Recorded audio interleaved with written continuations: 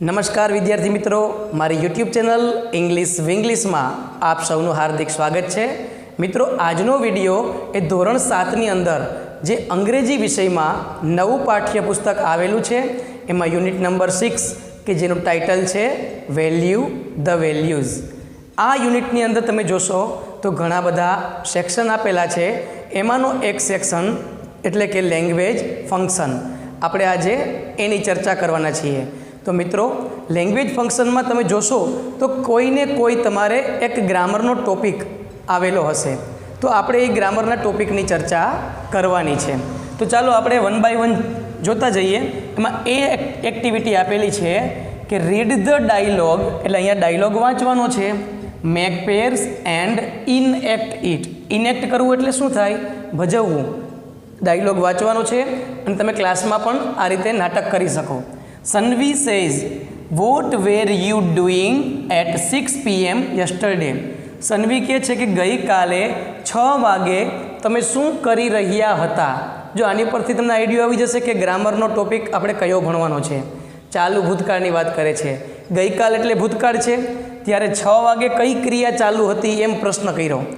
Means ચાલુ ભૂતકાળની વાત કરવા માગે છે કે ગઈકાલે તમે 6 વાગે શું કરી રહ્યા હતા, એટલે કે કઈ ક્રિયા ચાલુ હતી? તો Pratham says I was reading a story. હું વાર્તા વાંચી રહ્યો હતો. Sanvi says what was your father doing at 7:30 AM yesterday. કે ગઈકાલે 7:30 વાગ્યે તમારા પિતાજી શું કરી રહ્યા હતા? પ્રથમ says he was watching news on TV. તે ટીવી ઉપર સમાચાર જોઈ રહ્યા હતા. Sanvi says, what was your mother doing at 5 PM yesterday? ગઈકાલે 5 વાગે તમારી માતા શું કરી રહી હતી? પ્રથમ says, she was going to market. તે માર્કેટ જઈ રહી હતી. તો મિત્રો, તમે આમાં જોશો ને તો તમને ક્રિયાપદમાં was વરની સાથે ing વાળું ક્રિયાપદ જોવા મળશે. બરાબર છે? was વરની સાથે શું જોવા મળશે? ing વાળું ક્રિયાપદ. અહીંયા તમે ખ્યાલ આવશે, વોઝ વર પ્લસ આઈએનજી, વોઝની સાથે આઈએનજી, વોઝની સાથે આઈએનજી છે ને, આ રીતે.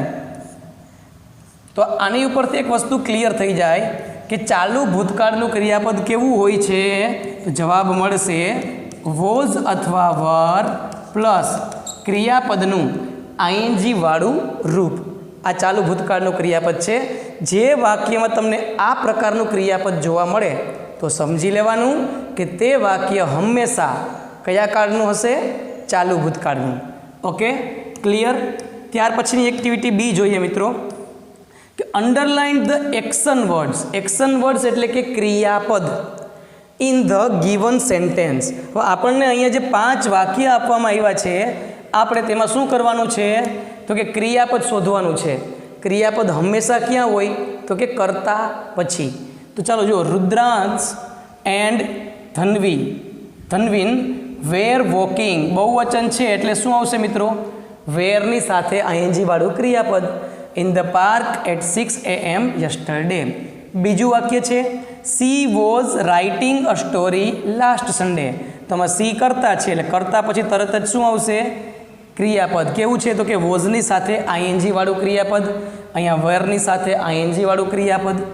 જો ત્રીજો પુરુષ એક વચન હોય અથવા તો આઈ હોય, એટલે કે પહેલો પુરુષ એક વચન, તેની સાથે વોઝ આવે અને બાકી બધે વેર આવે, જેને વર્ગ શબ્દ ઘણા બોલતા હોય છે. Kabir was drawing a picture in the evening last Saturday. તો આમાં ક્રિયાપદ કયું છે? Was drawing.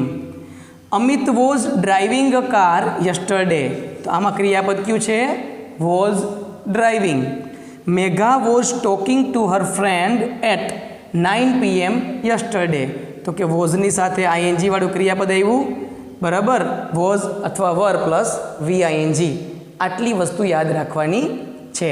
તો અહીંયા આપણે આ એક્ટિવિટી કમ્પ્લીટ થઈ. ત્યાર પછી સી નામની એક્ટિવિટી જોઈએ આપણે. તો એમાં શું કહે છે? રીડ ધ પેરેગ્રાફ, એટલે કે પેરેગ્રાફ વાંચો. Write today or yesterday for the given statement. પછી એને આધારે આપણે વાક્યને આધારે મિત્રો આપણે નક્કી કરવાનું છે કે અહીંયા ટુડે આવશે કે યસ્ટરડે. તો કઈ રીતે ખ્યાલ આવશે? તો સિમ્પલ છે. જો વાક્ય ભૂતકાળનું હોય તો યસ્ટરડે, વાક્ય વર્તમાનકાળનું હોય તો ટુડે, પછી ચાલુ વર્તમાનકાળ હોય કે સાદો વર્તમાનકાળ હોય, બરાબર, અને ચાલુ ભૂતકાળ હોય કે સાદો ભૂતકાળ હોય.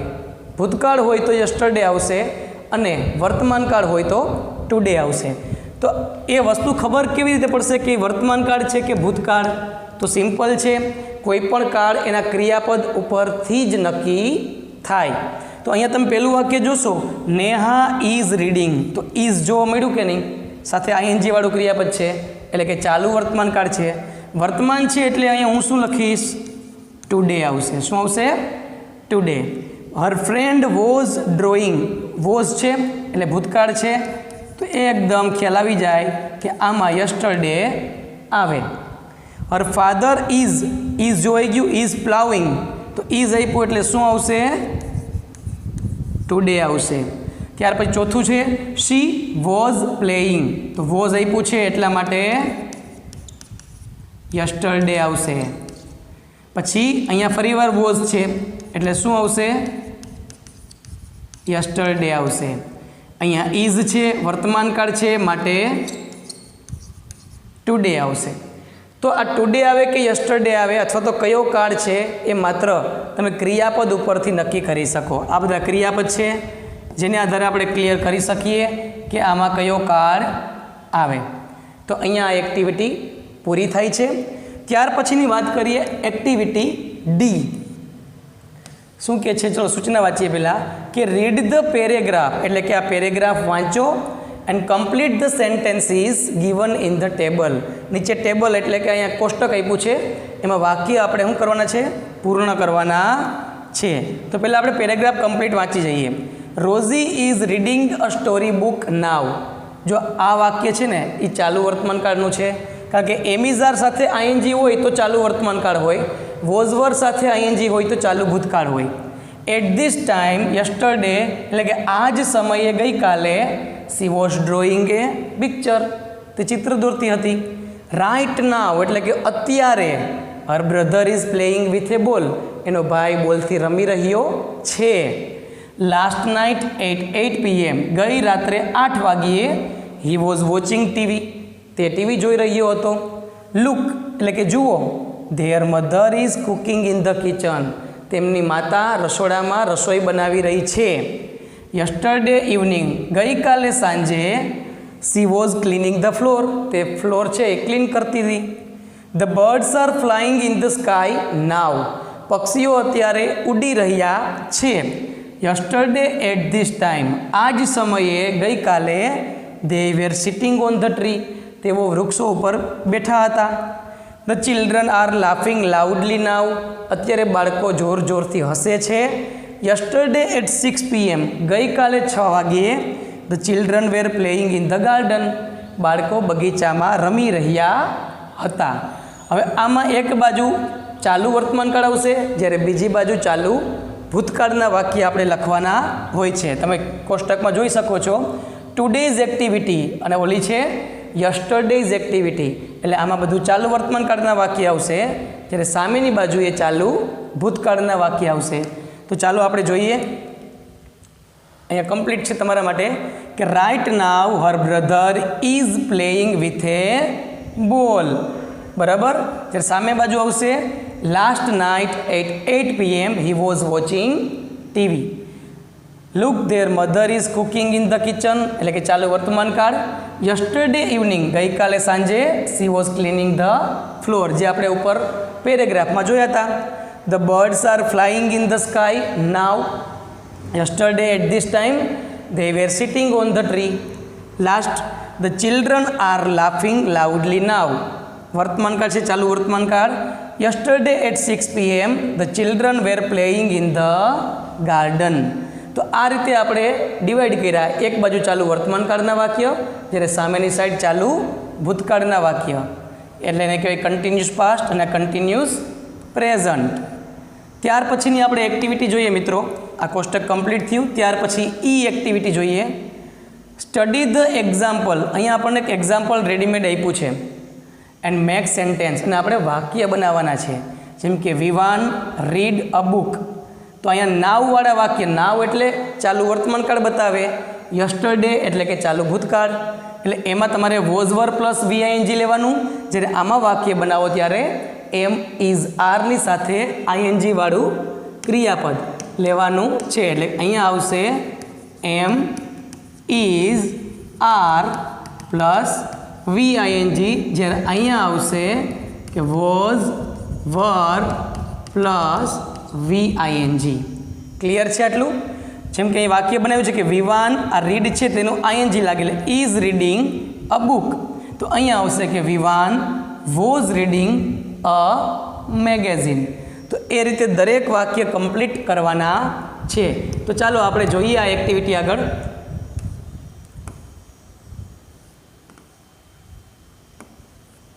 ઓકે, અહીંયા છે we are cleaning the room, તો સામે આવશે the students were cleaning the ground. એમાં જે શબ્દ આપ્યા છે આપણે એનો જ યુઝ કરવાનો છે. Children are watering the plants, તો સામે આવશે you were watering the trees. The wind is blowing softly, તો સામે આવશે the wind was blowing hard.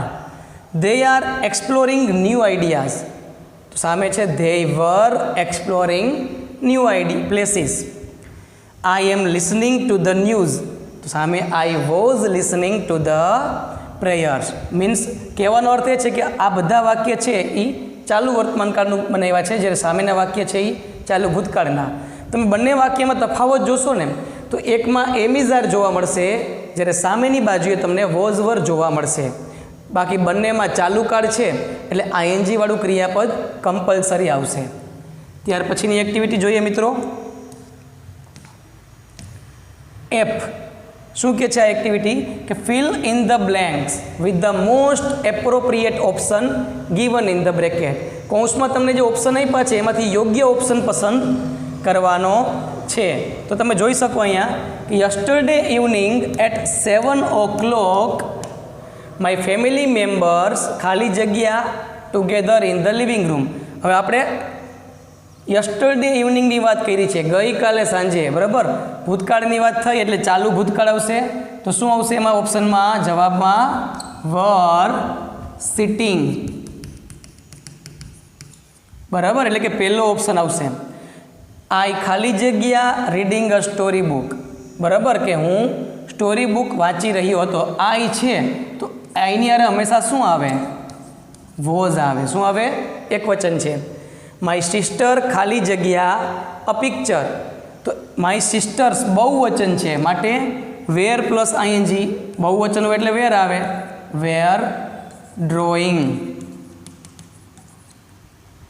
My mother was, હવે અહીંયા બે પૂછે આઈએનજી અને ઈડી, તો ભૂતકાળ ઈડી વાળું આવે નહીં, બરાબર. ચાલુ ભૂતકાળમાં શું આવશે? આઈએનજી વાળું ક્રિયાપદ.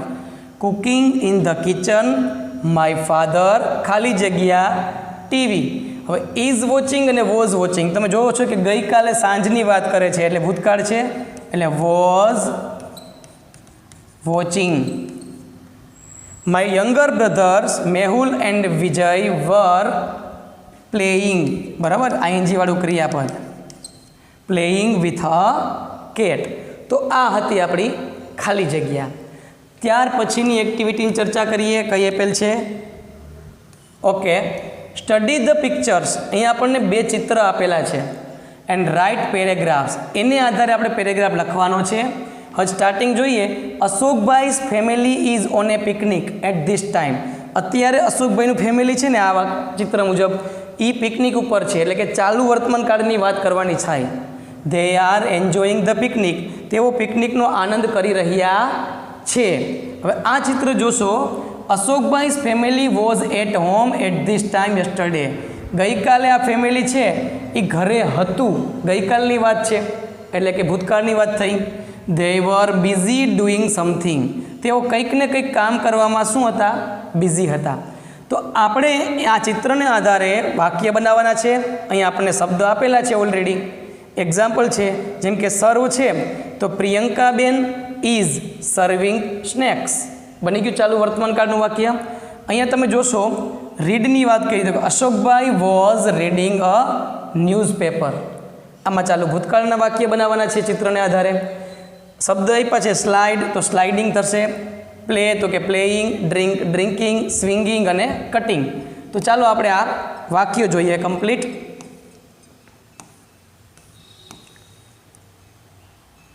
ઓકે, હવે અહીંયા તમે જોશો તો આ બે ભાગ છે. આ બાજુ છે નાવવાળા વાક્ય અને સામે આવશે પાસ્ટના, કારણ કે એ ભૂતકાળની વાત થઈ, ચાલુ ભૂતકાળની. તો પહેલું વાક્ય છે મિત્રો, પ્રિયંકાબેન ઇઝ સર્વિંગ સ્નેક્સ, જે આપેલું છે. અશોકભાઈ વોઝ રીડિંગ અ ન્યૂઝપેપર. બીજો શબ્દ આપ્યો છે આપણને સ્લાઇડ, તો એની ઉપરથી વાક્ય કેમ બનશે? તો એમાં સ્લાઇડિંગ થઈ જશે. Divya is sliding on the slide. જે અહીંયા વાક્ય આપ્યું છે નીટ. નીટ એટલે ગૂંથવું, તો કે Revaben was knitting a sweater. આ બાજુ સ્વિંગ આપ્યો શબ્દ, Vijay is swinging on the swing. તો અહીંયા શબ્દ આપ્યો છે drink, Priyankaben was drinking tea. આ બાજુ છે શબ્દ છે સીટ, તો Ashokbhai and Revaben are sitting on the bench and drinking tea. બરાબર. જે આ બાજુ છે Vijay was writing his homework at the table, right ક્રિયાપદ ઉપરથી. Tommy the dog is playing around. બરાબર, પ્લે શબ્દ આપ્યો છે. તો Divya was playing with her toys on the floor. ત્યાર પછીનું વાક્ય છે Tommy was sleeping near the table. બરાબર, આમાં બે વાક્ય શું કર્યા, એને કમ્બાઈન કરી દીધા, જોડી દીધા છે. એટલે બે ક્રિયાપદ એવા સિટિંગ અને ડ્રિંકિંગ. બરાબર છે. તો આ રીતે મિત્રો કમ્પ્લીટ તમારે જવાબ લખવાના હોય છે વાક્યના. તો અહીંયા આપણે આ લેંગ્વેજ ફંક્શન નામનો સેક્શન કમ્પ્લીટ થાય છે. બરાબર છે. હવે તમે જોયું હશે કે આ ટોપિકની અંદર ચાલુ વર્તમાનકાળ અને ચાલુ ભૂતકાળ આ બે વિષયની ચર્ચા કરવામાં આવી છે. એટલે મેં તમને પહેલાં કીધું હતું કે આમાં કોઈ પણ એક ગ્રામરનો ટોપિક આવશે, અને મને આશા છે કે તમને આ બધી વસ્તુ કમ્પ્લીટ સમજાઈ ગઈ હશે. અને છતાં પણ ન સમજાણું હોય તો તમે મને કોમેન્ટ બોક્સમાં પ્રશ્ન પૂછી શકો છો, હું એનો જવાબ ચોક્કસ આપીશ. અને મિત્રો, જો તમને આ વિડીયો ગમ્યો હોય તો લાઈક કરજો, શેર કરજો અને સબસ્ક્રાઈબ જરૂર કરજો. અસ્તુ. જય હિન્દ, જય ભારત.